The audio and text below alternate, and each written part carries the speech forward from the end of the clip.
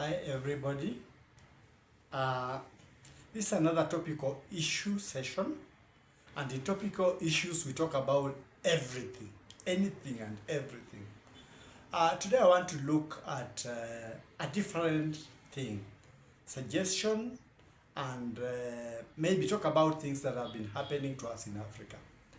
So today's topic is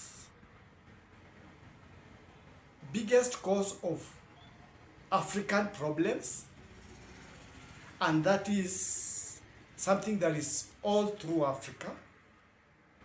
We have the problem of our man or woman syndrome. When most of the African countries got independent, because we were under the colonialism of different countries. There were those who were under Belgium, there were those who were under France, there were those who were under Britain, and I think there was Portugal or something. Yeah. And some countries under Germany. So during that time, they came and they organized us according to their kind of government. And we were rearing to go because there were some things that we were suppressed in. And every country struggled in one way or another to get independence. Some had war with the colonial power, and eventually the colonialists left. And when they left the economies into our own hands. And many people, many of the founding fathers left a good foundation. But eventually, those who were in power started again colonizing their own people. So I'm going to talk about our man or woman syndrome. In most cases and in most countries in Africa, when political crimes are committed, we always look at one another and say, this is our man, this is our woman. What we did is, in most countries, we retained the political structure that was there. Some countries that got dependent or almost at the same time as African countries like Singapore, South Korea and others have moved miles and miles away. But we have kept the road within our system because we didn't want to go outside the systems that were put there by the colonial governments, and we want people who speak our language to do as much, especially in economic crimes, and we say nothing. So today I'm going to talk of a solution that we could put in place as African countries as a whole to solve this our man crisis or our woman crisis. We should look at change of structures within the African context. We have got policies. There is some places where everything is nationalized, but then you cannot be able to control those policies. So there are countries that may have decided to devolve. My suggestion was we look at the policies and then integrate the policies with the modern world, and then vote not on tribal basis and react not on tribal basis. Let's assess people the way they are. Let's react to situation, not because somebody is not of our tribe we go against him, or somebody is of our tribe then we side with him in whatever crimes he commits. Let's have a neutral perspective. Let's look at the policies, because mostly we are beaten by policies. In most cases, there are times when we have had projects that are dear to places where we come from, our tribe. So for anybody to rise to power, he has to come and sustain those projects, and sometimes those projects are not profit making. So you have a pet instead of a project that is swallowing money but giving nothing in return. There are some laws that are put there that do not devolve things to the counties or to the people. So if people could look at those, for instance, some countries, you may have a whole company operating power. It's government and not government. So people, when there's no competition, the company will always behave the way it wants. But if there is competition, then we might get different things. On developed government, I may suggest a system like the American, where a county is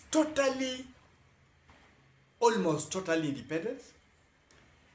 They use around 70% of what they get in the economy of the county or the state. And then maybe about 30% is given to the central government. So you wouldn't have a problem where you say some places are marginalized, because I know in most places, the economy may not be good. They may be having other sectors like exchange of goods across the boundaries and different other ways that money can be raised within those areas. So if economy is devolved, and then a small amount that can sustain civil servants and whatever sent to the central government, we will not have the chaos we have in Africa, where we blame the president. Sometimes it may be a systematic failure of our own, because most of the things run subsidized. So there's nothing he can do much to change the economy. But if we put the economy on the county level, on the state level, we shall be able to run our internal affairs, and then we look at the presidents we elect as national figures. We won't have time when we shall be running after the presidents, because most of the economy is contained in our area, run in our area, and this one is a national figure, and he can control that one, pay the civil servants, be able to maintain things like the army, these other things. But then the main economical ball game is played at the state level and at the county level, if we devolve in that manner. I think that will be a panacea to most of our African problems. And then we hold accountable people in those counties, so that it's not only the central government that controls. The counties are able to control their own politics, internal politics, and then we have an external politics, where now everybody can be able to maneuver like the Americans do. That is my suggestion of the American system type of devolution, either in states or in counties. I think if we did that and did it the right way and maintained the economy at the state level, each state, for instance, if I take with my own country, there's no state that can say cannot raise revenue. There are others that are in semi-arid areas. They have got boundary crossings. They can make money from that. If the money starts now, not from the central, but starts from the county, and then a certain section automatically goes to the central government to run the central government. We wouldn't even have people running against presidents about the economy or about anything, because if you fail in the economic sector, you have failed your own county. You blame if it's the governor or the senator. But now for the political issue and other things, the president runs that. That is my suggestion. A suggestion from what I've been seeing happening around the African countries, people carrying all the blames on presidents.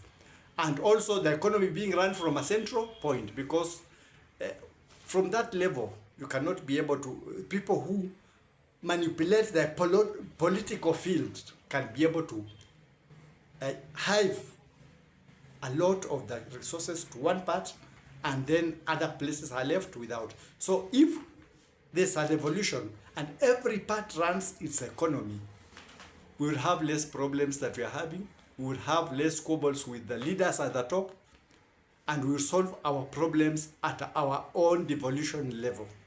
That is my suggestion. I may be wrong. That is the way I view from what has been happening. But people can put in input.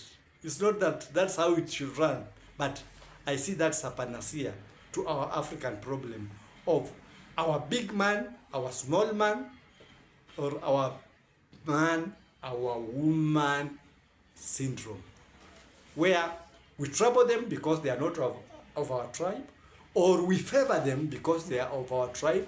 We cause trouble because the economy cannot be sustained out of subsidies, whereas some places would have managed on their own. That is my suggestion. For instance, if it's a Kenyan needs, just a suggestion, you say you start from the devolved part, get the money upwards, and make sure that you put rules that will make sure that those people also don't hide from the devolution level. That is my suggestion, that is my take on the political problems that are bedeviled by our man or our woman syndrome. Devolve what can be devolved. Devolve even the companies. Don't let a whole company run the whole country, because that there is the much it can take.